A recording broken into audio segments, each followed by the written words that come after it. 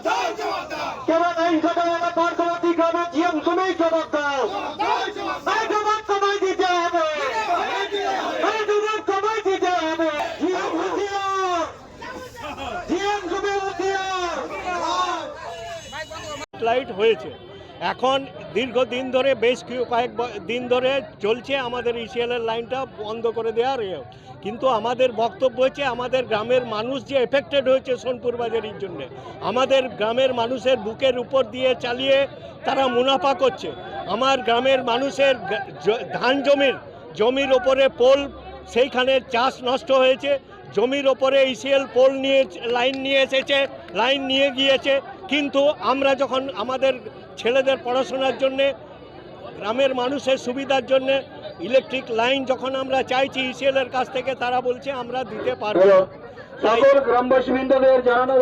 এই অন্যায়ের প্রতিবাদে আমরা এখানে আজকে সমবেত হয়েছি এবং আগামী দিনে যদি আমাদের দাবি ইসিএল সোনপুর বাজার এরিয়া জিএম যদি পূরণ না করে আমরা আগামী দিনে আরো বৃহত্তর আন্দোলনে যাব। গ্রামে ইসিএল লাইন কত বছর এসেছে মোটামুটি? তাও কি ইসিএল লাইন 8-10 বছর। আচ্ছা, এখন কতটা সমস্যায় পড়েছেন হঠাৎ করে কারেন্ট কেটে দেওয়ার জন্য? কারেন্টের জন্য আমরা অসুবিধায় পড়ছি আমাদের স্টেট লাইন প্রায় ম্যাক্সিমাম সময় থাকে না সেই না থাকার কারণে ইসিএল লাইনটা একটু ছোড়া হয় ছেলের এডুকেশন বা অন্যান্য নানা কাজে। হ্যাঁ এরিয়ার ম্যানেজারের সাথে কথা হয়েছে? হ্যাঁ এরিয়া কথা হয়েছে। কি বললেন উনি বলছেন যে এখন আমরা দিতে পারছি না তো এখন আপাতত কথা হয়েছে আমাদের বিধায়ক নাকি মেসেজ করেছিলেন সে বলেছেন যে আমরা ইসিএলের লাইন চালু করব। আমরা বৃহত্তর আন্দোলনে যাব আজকেই আমরা বৃহত্তর আন্দোলনের কর্মসূচি নিয়েছিলাম কিন্তু যেহেতু বিধায়ক বলেছে আগামী পুজো পর্যন্ত ইসিএলের লাইন থাকবে তাই আমরা আজকে এখানে আমাদের আন্দোলন স্থগিত রাখছি পরবর্তীকালে ইসিএল যদি তাদের শর্ত পূরণ না করে আগামী দিনে আমরা আরো বৃহত্তর আন্দোলনে যাব। আমার নাম শঙ্কর ব্যানার্জি। গ্রামে ইসিএল এর যে কারেন্ট কেটে দেওয়ার কারণে কি সমস্যা হয়েছে এখন? আমাদের বাড়িতে প্রত্যেকটা বাড়িতে প্রবলেম হচ্ছে তার মধ্যে বিশেষ করে আমার বাড়িতে একটাই লাইন আমার মাথা পিছু কেউ নেই একটা ছোট ছেলে প্রবলেম হচ্ছে, আমি অসুস্থ মানুষ, লাইন চাই স্টেট লাইন আসেনি না, আমাদের স্টেট লাইন নাই, গরিব বলে পয়সা দিতে পারিনি, কেটে দিয়েছে। আবার